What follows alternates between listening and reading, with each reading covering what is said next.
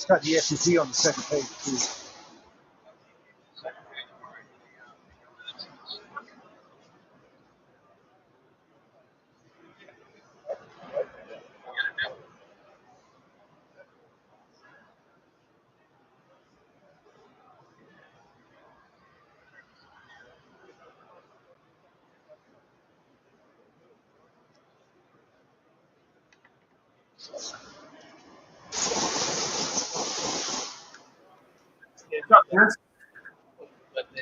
Hey, I use that term loosely. There you go. Ash, can you talk for a second? Oh, Mike, you got me? I do, but I got you on the wrong speaker. Can you hear us okay? You.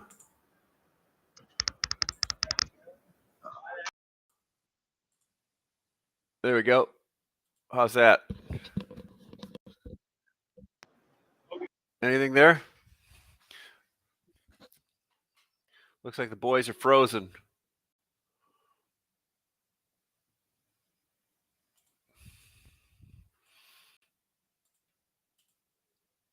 Did you send Matt a link to send to his guys, Nick? Yeah, you did. Okay, cool.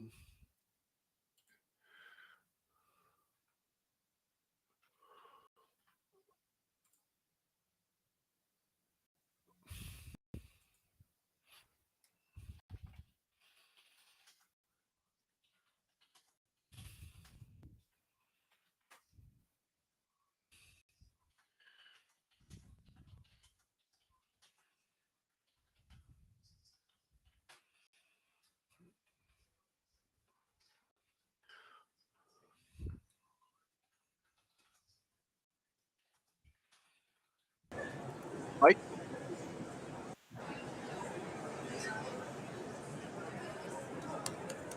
Hey, Mike? You don't want me to do your thing.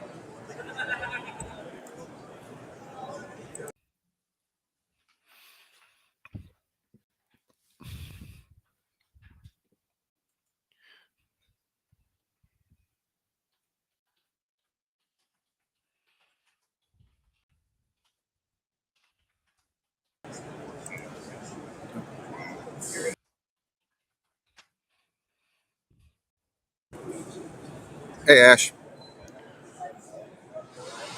Can you hear us? Are you able to hear us now, Ash? You can't hear us? You can hear him? Okay, let me just make sure it's not mine then. How's that, Mike? Mike, I can hear you. Ash. I can hear you. Can you hear me? Now you can hear us? Oh. Now we can't. I can hear you. You. Sorry, I gotta make another quick change. I can hear you. I can hear you. I can hear you. Let me just make sure it's not my end. Ash, can you hear us now? You can hear me, Nick? Can we? Yep. Ash, can you say something? Yeah, I'm talking. Nick can hear me. We're not hearing you. Son of a gun. Yeah, I hear you. Nick can hear me. All right. Oh, it would help if I took the mute off, Ash. Say something now. No? Yeah, perfect. Can you hear me? Can you hear me, Mike? Now it's amazing when you get volume and the mute off, it works. Sorry to leave you hanging up in Wisconsin, Dave. So yeah, let's get her rolling here. So welcome to Lunch with Lumbermen, Matt Lehman and Mike Wisniewski live from the BCMC show. I can hear the guns going off in the background. Not the same guns that we hear in Chicago. These are actually building things correctly. You don't want to get shot with one of these either, though. So well, I tell you, this is an incredible show. The technology that is here, driving this industry forward, truly amazing. You know, you hear these air nailers going off, and there's no way any human could nail as fast as these machines nail. No, yeah, isn't it crazy? One thing I've noticed about every year that we go to this, like I remember going in the 90s to Milwaukee, and then all of a sudden one year I came there and there was robots doing stuff. Yep. They're here now. The price tag's scaring everybody away, but they're here. Yeah, it's crazy. It's crazy. So let's here's what we'll do. We'll talk a little bit about what's going on down at the show in Columbus, and then we'll go over and we'll talk about the little rail strike that couldn't. Uh, Basically came, Riley was telling me last night, don't worry, they'll settle it at the last minute. And I was all worried about it because my commuter train is on there, and all of a sudden it's over with, and the market's like down limit. Um, it doesn't mean anything. I just think that there was some pent up demand leaning to one other side for right now. But what I'm still seeing is, and Matt and Mike, maybe you can. People are still running stuff really, really thin at the end use level, from what I can see, all over Texas, Illinois. Talking to people in Florida, all the way up into the Northeast, they're buying just what they can. What are you guys seeing down there? Give me a little bit of color around the show and what you're hearing down there. Well, I can give you a color from what I've learned from a lot of the framers that are here, and that is fear of market volatility drove them to put inventory in. So I think that there was a lot of business that was already covered and just doesn't need to be bought today. Now, that fear is also manifesting itself in the number of conversations that are going on about how do I manage my price risk moving forward from here. So the whole conversation around and your lumber procurement is definitely at the forefront. Wouldn't you agree with that? So look at when you had Chris on yesterday, I had a bunch of calls. Like they're like, wow, that was some good feedback. As Chris said, last year he had 10-month order files. Some of us, and that completely came in. What we're seeing, I was just got off the phone with a guy right now who does a lot of multifamily, and he said a lot of his multifamily customers have already bought their business and they've booked out a lot of their. So they've either put it on the ground or transferred their risk to somebody else in many cases right now. Yeah, I've seen that. That was happening all the while when the big bust, the boom was going on. These guys, the people, especially brokers that were taking that business, they were taking it short. They were covering like the first 6 months worth of needs. So there's not a big pile of pent up demand waiting to be bought. Yeah, that's kind of the feeling, Matt. Let's just bring up your FDP on page 2 of your report that you sent out over the weekend. Nick's popping that thing up there right now. We'll talk to that a little bit. We had a little bounce, so to speak, in the last few weeks, which I think you basically said. Think you kind of projected in your FDP a couple weeks ago, right, Matt? Yeah, and my expectation was it was going to be short and sloppy, and instead of being a September surge, it was going to be a September splat, and now it's turned into like what I referred to this morning was like a September stew, because if you look at what prices have done this week, they're some are up 50, some are down 50, some are no change. They're just the market's thoroughly used. It got a little boost from the rail strike news, but overall it's really just bobbing around, and I think it's setting up for people aren't trying to change their inventory positions. So based on that FTP, my expectations are the market's going to turn lower before we get to that week number 42 FTP. Yeah, it's interesting. It's real interesting. Last night I went home and I had that rail strike on my mind, like everybody else does, and it seemed like a lot of people were leaning that way. But yeah, it's really interesting. The market seems like people are going to have to go out and find some business now. Two things did happen though, and I think Riley was talking about this last week. Futures needs to go a premium in order for there to be a rally, and there has to be prompt wood ready to and start to be sold. So both of those kind of started to happen this week. So could we be at an event where we're trying to make a bottom in here, Matt, or what is your feeling? I don't think so. I think the expectations are that it's going to go lower, and that's why the truss manufacturers, the treaters, everybody's willing to work with less inventory, because even though the logistics are still like a 2-week delay, everybody's planning for that. There's no urgency or fear of missing anything, no urgency to buy, or no fear of missing out. So I think everybody's we're at a spot where everybody's on the same page doing the same thing, which makes me kind of nervous, because it kind of sets us up for, I think we're susceptible to an upside disruption but only after we have a little more downside or a stronger pullback and maybe into the 300s on like an SPF 2 before basis. Yeah, so we're moving a lot of panels again, OSB into the Midwest. Stuff starting to move down in Texas, but again, talking to some of my friends in Texas that I think are pretty intelligent. Some of them are like, we would have bought lumber already, but now we're part of a bigger group, so we can't as much, or we just don't want to run as much inventory because it costs more nowadays when we wake up in an interest rate environment now to keep inventory in the ground. It was almost a rounding error before, right? Right? Yeah, big difference. Big difference. So I think we'll see continued. One of the things too on the platform is a lot of people are buying truckload spot market as they can, and I think we've talked about this before, and I was just talking to a reporter about this. Um, there's two markets: spot market and contract market. Well, if you've been on contract for the last few quarters, like most customers are, and they keep adding, your contracts now are probably taking a lot of your wood, right? They're Yeah. probably a lot of your wood. So we have to get from the point of new contracts getting negotiated as we go into new quarters with less commitments volumetrically and more spot action that is actually setting pricing right now. And I think we're going to kind of see that over the next few months. Does that make sense, Matt? Yeah, it's interesting to see what that's going to do to volatility when you've got 20% of the product that was creating volatility. While you switch it around, you get more like 50% of that market's going to be on the open wood. Is it going to make it more volatile or No, that's a great uh, point. Think about it. If only? you were 50% contracted 6 months ago, now that 50% is 100% of your needs, it actually would make volatility smooth, right? Because you're not Yeah, you going think in and so? buying spot wood every day to set print prices to then set contract prices.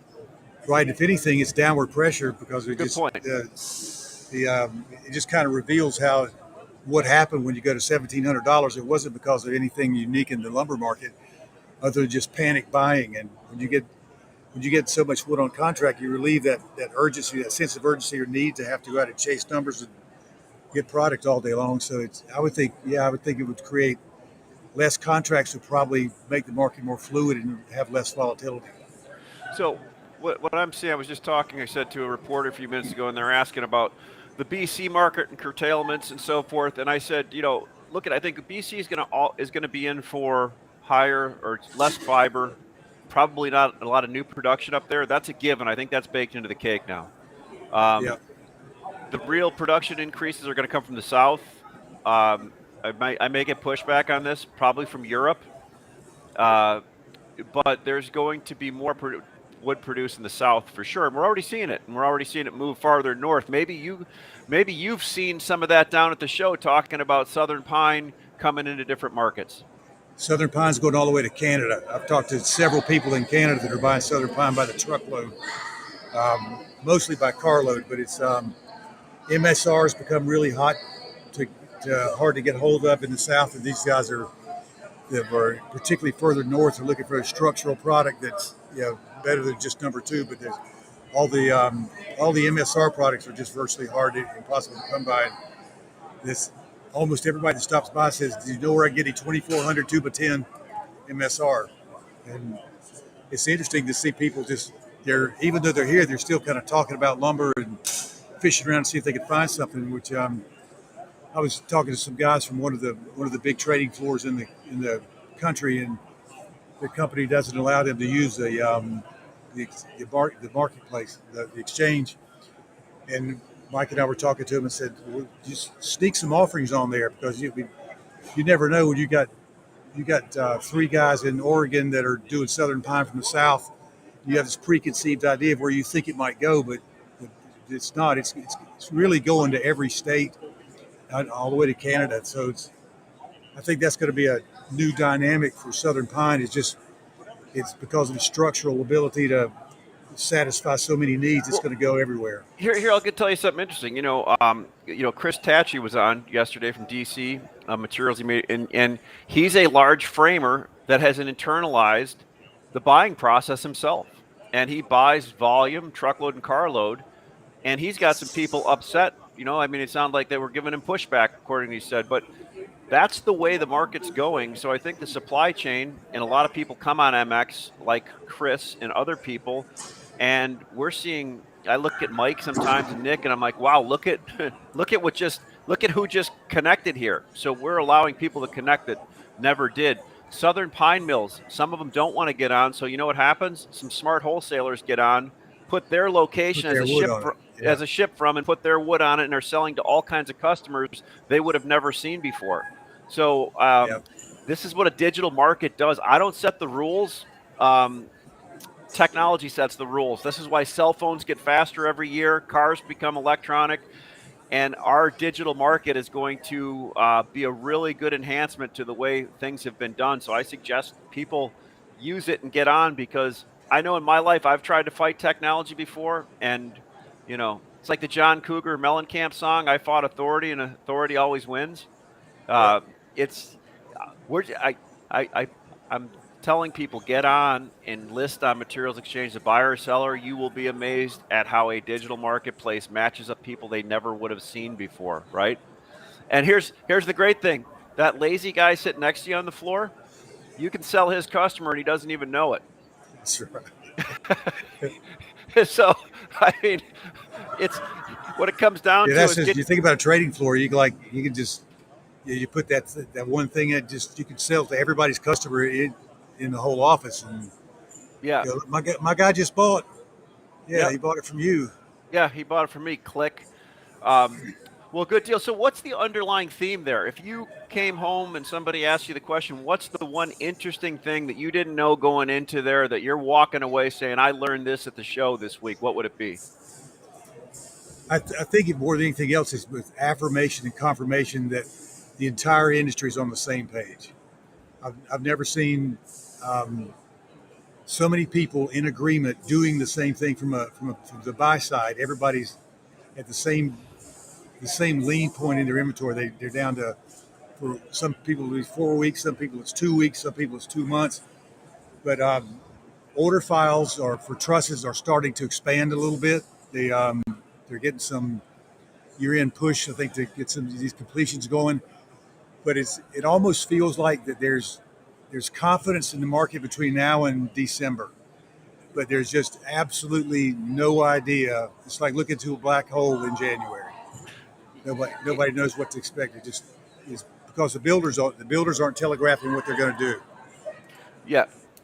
And we know that multifamily still is strong and still is going, and we're probably getting to a place where we can actually complete the homes that we're starting. So I'm still very optimistic on building going forward.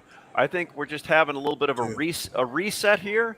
And look at, I feel for all these mills are the people that run these mills. I think they're doing a great job right sizing everything and getting stuff to ship and being able to use the money that they made over the last 2 years to really have a good game plan going forward. I I see a lot of positives in the industry, but you're right, Matt. That's something I never thought about. Everybody's kind of on the same page. That's a really good way to work at it. I think that's Yeah. is that the title of one of your next thing? Everybody's on the same That's page. what I think. I just say it all the time. But, if you're looking for something on another page, It's it good. is kind of interesting that you can almost see that the mills are going to get backed into a position where they have to curtail because of the volume of lumber. It might not be the price, but just the volume of lumber that they're producing is too much for. But it's for a short period of time because it's everything's going to be so price sensitive when the price of lumber isn't a discouragement.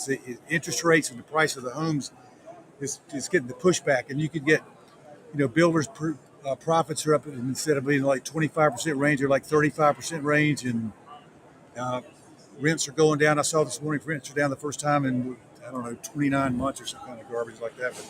So Matt, my, But my they, question is this: I see what people are willing to pay forward all the time. The past businesses I've been at, I see what people are willing to pay forward all the time, and generally, I can say that they're generally a premium to the spot market at the time because risk costs money. Not always, but generally. Why don't? And somebody asked me this today.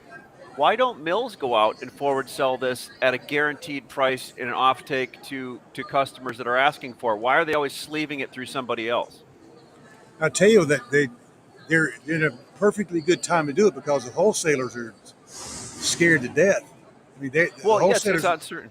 the Yeah. wholesalers are. They made it very clear in one of the lumber meeting that they had the panel that they took a little tone that was a little bit aggressive, like we're not here to lay off your wrist. That's not our job. We got to make a living. And one of the framers had a question like, well, if you guys are so bullish on the market, why aren't you buying a bunch of wood, put it in the warehouse? He said, and the response was, well, why don't you give me an order for it?